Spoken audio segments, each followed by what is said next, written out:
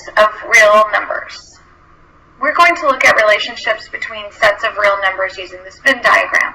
So what I want you to do first is draw this Venn diagram in your notebook. So everything inside of this box right here, is a real number. So you can go ahead and label this as real numbers. Alright, so we're going to start with this inner circle right here. The numbers that go in this inner circle are, for example, 0, 1, 2, 3, and so on. Those are the numbers that go inside the circle. So pause the video right now and think about what you think that those numbers are. So if you guessed whole numbers, you are correct. So go ahead and label that as whole numbers. So whole numbers are counting numbers, 1, 2, 3, so on, 4, 5, 6, and also 0, because 0 is not actually a counting number. So whole numbers are counting numbers and 0. Label that. Now inside this next circle are numbers such as -1, -2, -3, I'm just going to write down -4, -10. So everything inside this purple circle includes these negative numbers and also these whole numbers. So think for a minute about what you think those might be.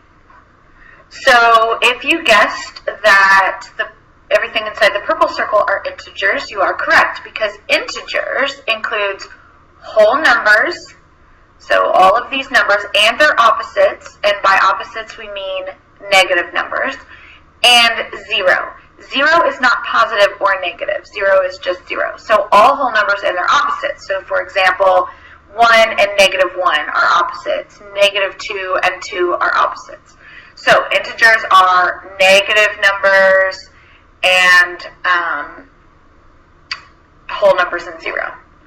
Alright, now around in this last circle would be other numbers such as 1/2 or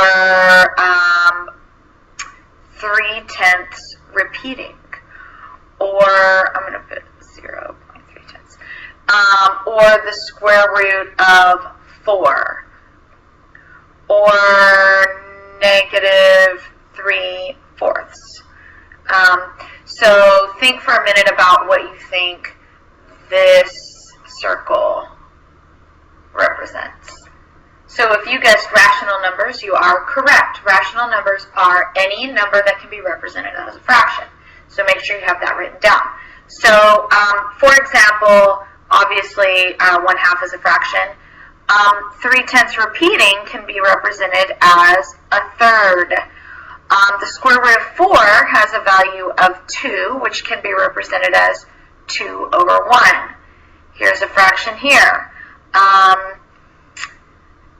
Even something like 2/10 is a rational number because 2/10 is 2/10 or a fifth. So any number that can be represented as a fraction would be considered a rational number, which would also include your integers and your whole numbers, because those can be represented as fractions. And then this last one out here, this circle, these are not rational numbers. This would include pi, that's the most well-known, or the square root of 2, or the square root of 3. So think for a minute about what these might be. So these numbers are called irrational numbers. They're any number that cannot be represented as a fraction. So we say that pi is an irrational number because 3.14 goes on forever and ever, and it's only an approximate. It cannot be it's an approximate for pi. It can't be represented as a fraction. So even if we say 22/7, that's still an approximation of pi. The square root of 2 is irrational because there is no number times itself that equals 2. the square root of 3. There's no number times itself that is equal to 3. So these are all irrational numbers. But remember, rational and irrational are all considered real numbers. There are non-real numbers, but you will learn about those much later in high school.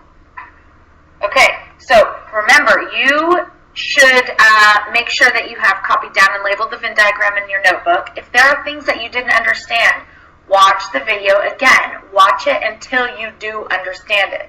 Remember, you may need to watch it, 5 or 6 times until you understand.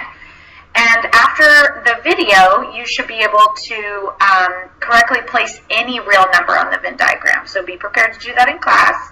And then underneath your notes, I want you to write a summary, a paragraph that summarizes the concepts from the video, and then write down any questions that you may still have that we can discuss in class.